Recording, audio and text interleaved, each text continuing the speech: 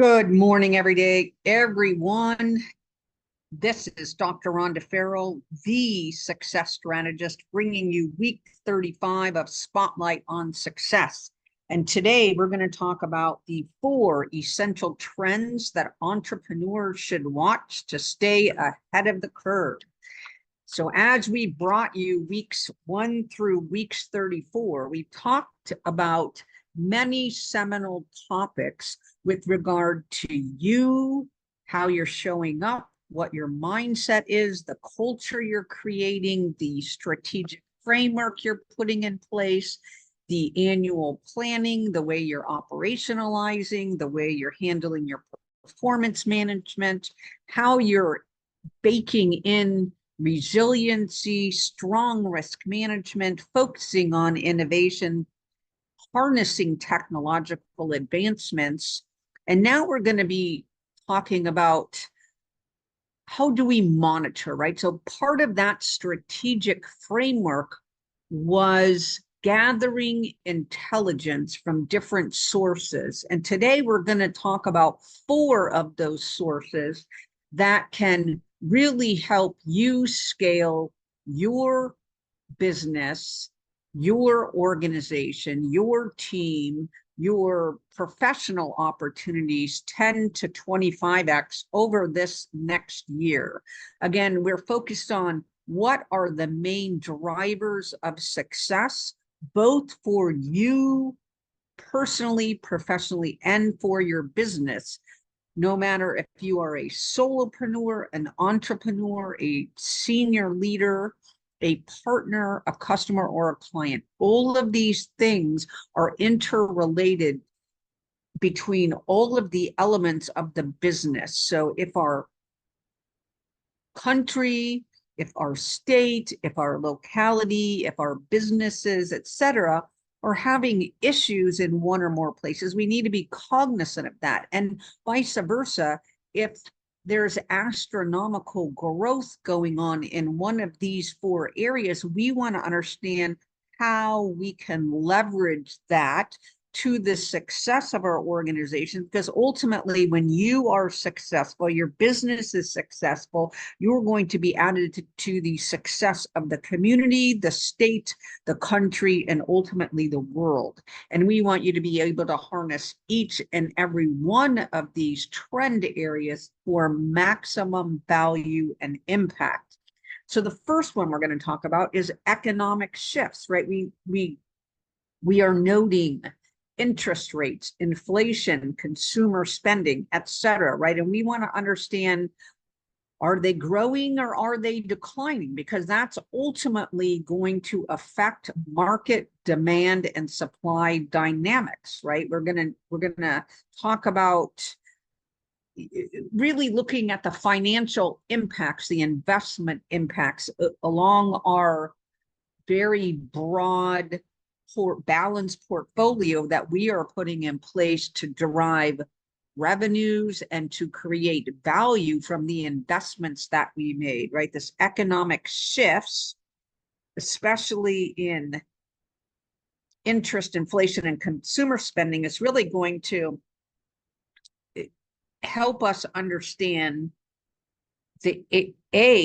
the areas for innovation, right? So we can come at this for 2 things. We can say what's going up or what's going down, and we can invest in both of those instances. So we want to understand what happens in the market when interest rates go up or when interest rates go down, when inflation goes up, when inflation goes down, when consumer spending goes up, when consumer spending goes down. And we want to understand, what does that mean for how we place and position our products and or services, or how we may partner more strategically across these different economic segments, right? So sometimes we have, especially early entrant solopreneurs and entrepreneurs, who may not be fully partnering or networking across this money, we'll just call it the money segment, right? So if we're going to start from a place of our business of following the money, we have to understand what exists from a commercial lending, personal lending, financing, venture capital, accelerator funding, entrepreneur boot camp funding, et cetera, right? We need to understand what is our funding sources. B, where do we find them?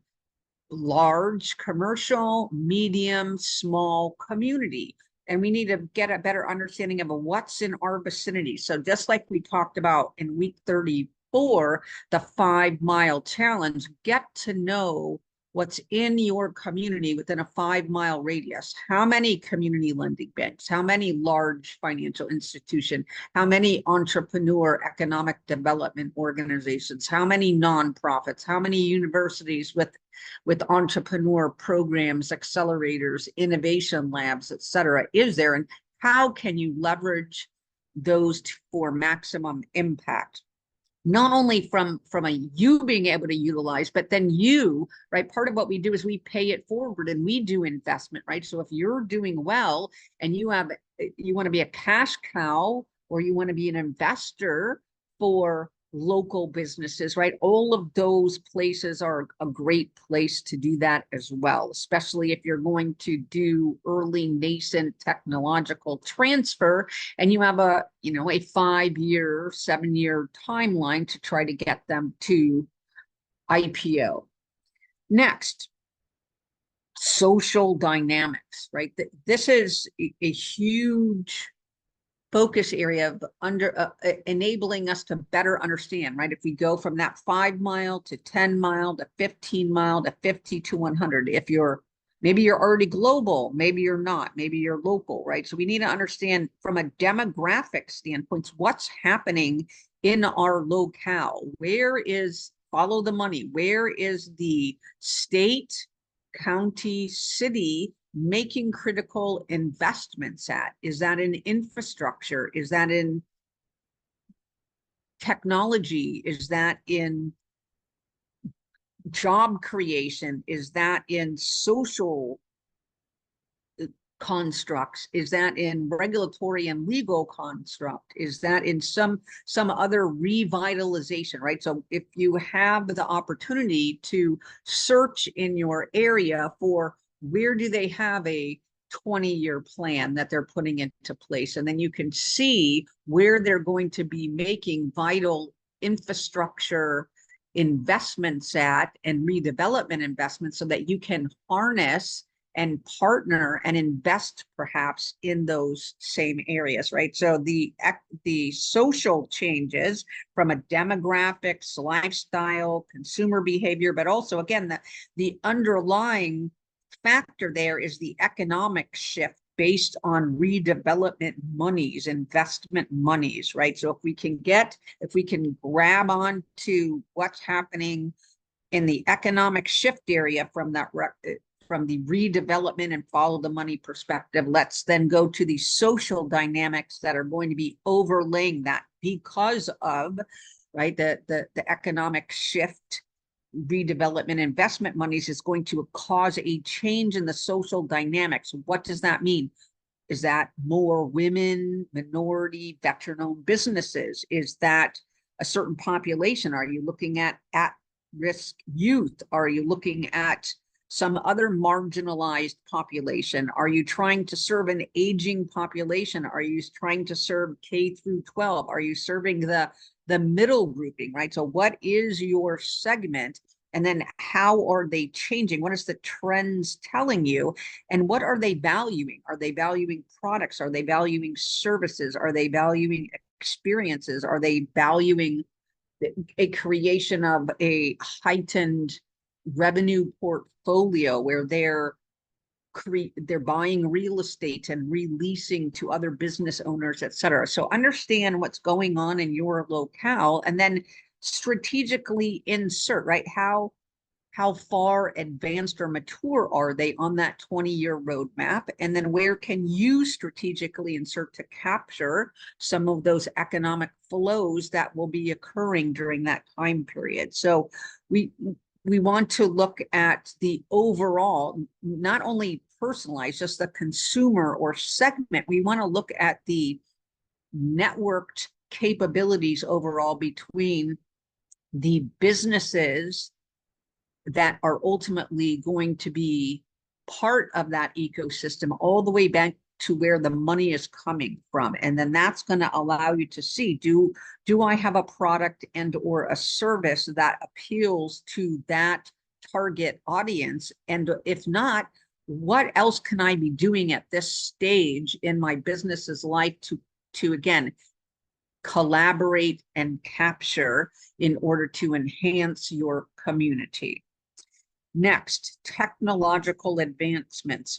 We've heard the, AI, 5G, 6G, new chips, Infrastructure Act, CHIPS Act, right? We have all these continuous investment vehicles going on that's going to allow us to capitalize on these advancements. But again, we want to say, not everyone needs to be at the bleeding edge or leading edge of AI, right? So if you want to be there, that's fantastic. If you're offering product and services and frameworks and policy and processes and integration capabilities, phenomenal, because you will be capitalizing on that for years and years to come. But pick your place in the innovation cycle so that, again, you can strategically insert your business into the fray.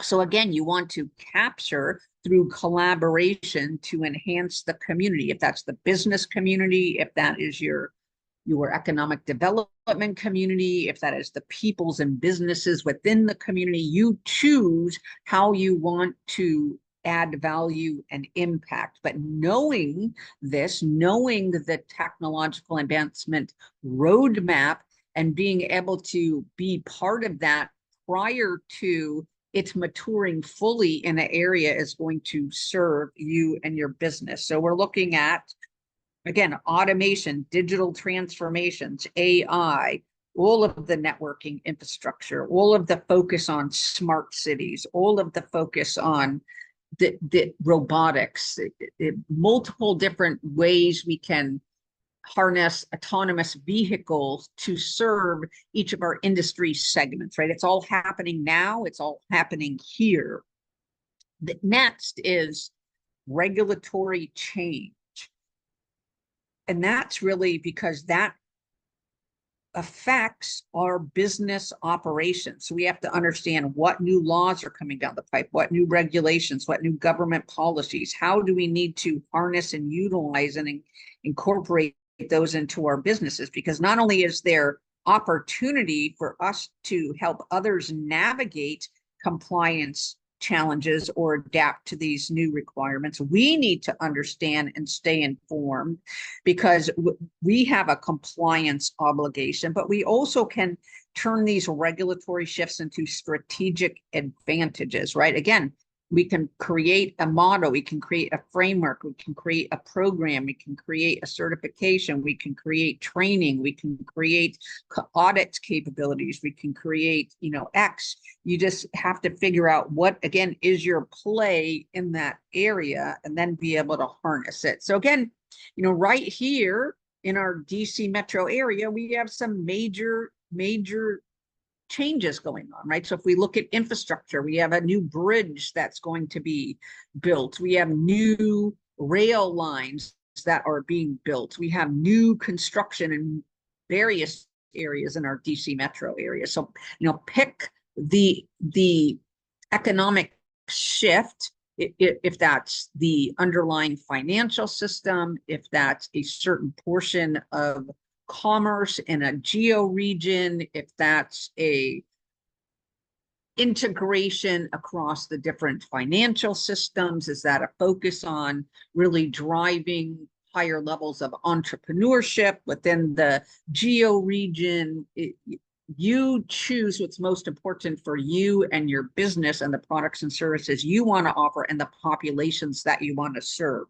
So again, Observing across these four vector areas, economic, social, technological, and regulatory, is really essential for us as entrepreneurs, solopreneurs, and business leaders to identify business opportunities and grow. If you're a nascent startup, a thought for a company, or someone that is mature and growing exponentially, it is going to offer you a 10x to 25x advantage over the next year. So stay informed, stay adaptable, and really help ensure that your business remains competitive and poised for success in this dynamic market environment. Again, this is Dr. Rhonda Farrell, the success strategist, bringing you 4 essential trends entrepreneurs should watch to stay ahead of the curve in 2024 and beyond. I'm the CEO of Global Innovation Strategies. You can reach us at www.gblinnovstratllc.com, and we'd love to help you navigate your change journey going forward.